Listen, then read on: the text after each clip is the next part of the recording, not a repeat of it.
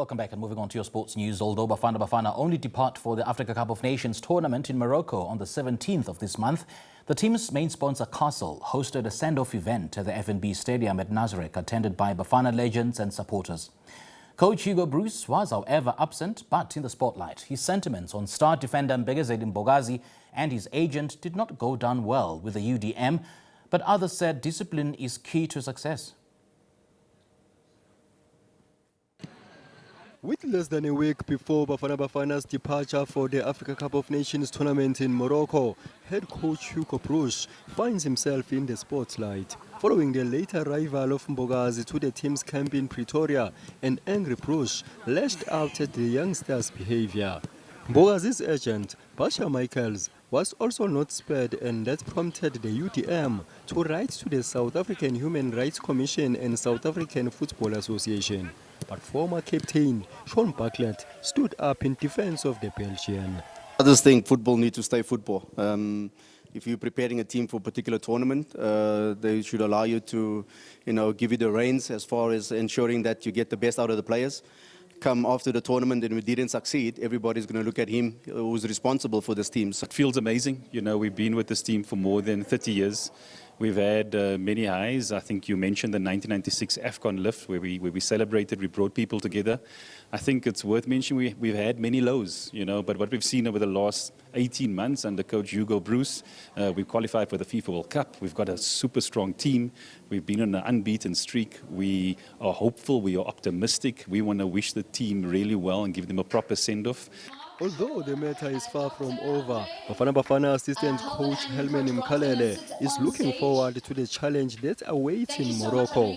He was part of the winning side in 1996 under the late coach Clive Barker, and he was there in Ivory Coast last year when Bafana Bafana won the bronze medal. Now, it's all about imparting his knowledge and experiences. Everybody knows what is at stake. We are no longer the underdogs as compared to the previous edition, because in the previous edition we were expected to come back home earlier, but with the performance that we have demonstrated over the years up to now, that has elevated our status, of which we know that it's not going to be easy, it's going to be very difficult. So our players, I would say, they are mentally and physically ready. Meanwhile, Bafana Bafana's warm-up match against Ghana, scheduled for next Tuesday, will be played at the Dobsonville Stadium. The squad will then depart for Morocco the following day. For SABC News, I am Mtutuzi Ndlovu in Johannesburg. Well, to talk to us about Bafana Bafana, coach Hugo Bruce and a human rights organization accusing FIFA President Gianni Infantino of breaching his organization's rules over his public support for Donald Trump, we're now joined virtually by sports journalist Khanyiso Tshwaku. Khanyiso, a very good evening. Thanks for joining us. Welcome. Good evening, Simpio. Good evening to the viewers.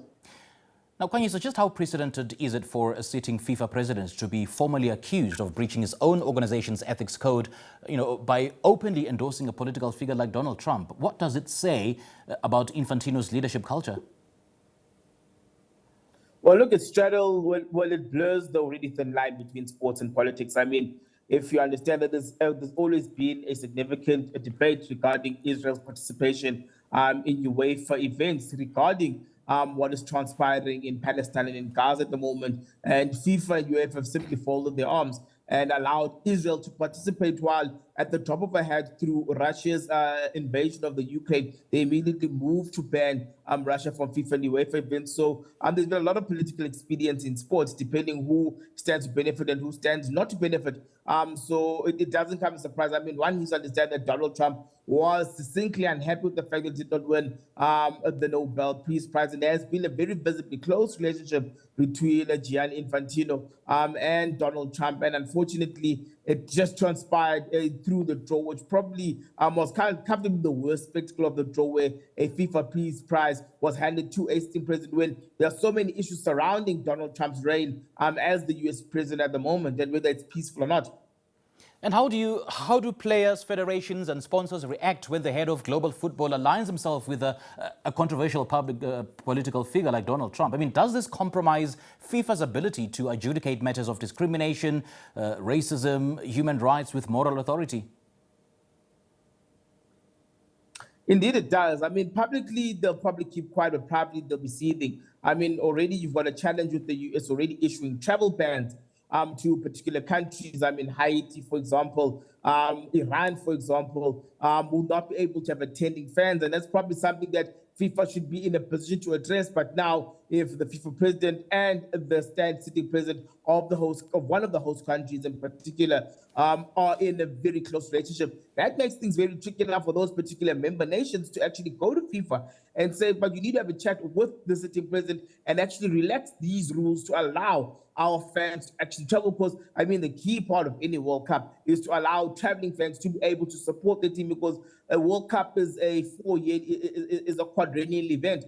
But for some nations, it's a once-in-a-lifetime. I mean, Haiti, if I'm not mistaken, lost at the World Cup in 1974. So that is, I mean, that's already 52 years since they were lost at a world event. So you can, and if you look at the kind of strife that Haiti has been going through over the past 20 years, for them qualifying for a World Cup is a big deal. I mean, their football has transcended the current political turmoil and violence that is actually besetting the island at the moment. I mean, if you look at what's transpiring between Iran and the US, you need to be in a position as a government that, yes, we're currently not getting along at the moment, but at some point, sport is often played, I mean, the important bridge between countries either sorting out the issues or just putting a pause on whatever political issue so that sports can actually take over. But then again, we need to be understanding that sports and politics long have a shared history.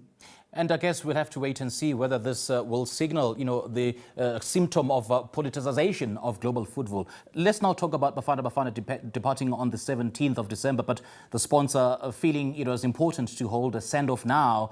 Does this early fanfare risk creating pressure without performance, or is it necessary to reignite national belief after years of mediocrity?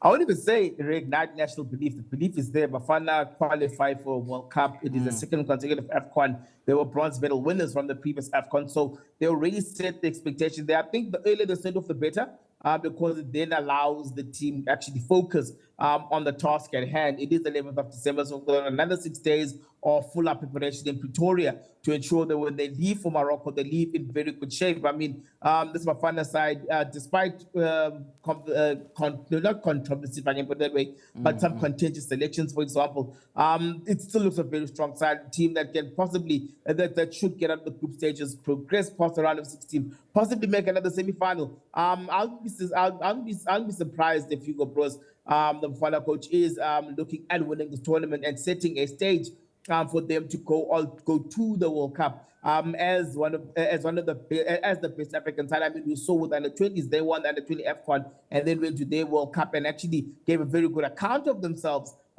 in that particular tournament. So it remains to be seen how they use particular preparatory period to ensure that as a team they'll get to the tournament in the best shape possible. And I see Hugo Bruce was conspicuously absent. I don't know whether it was simply a scheduling issue or whether you would read it as another sign of the disconnect between Safa, the coach, and Bafana's commercial engagements. But what message did Bruce send to players, the sponsors, the fans by opting out of a high-visibility send-off event? Does it reflect discipline and focus, or simply a detachment from the country's football culture?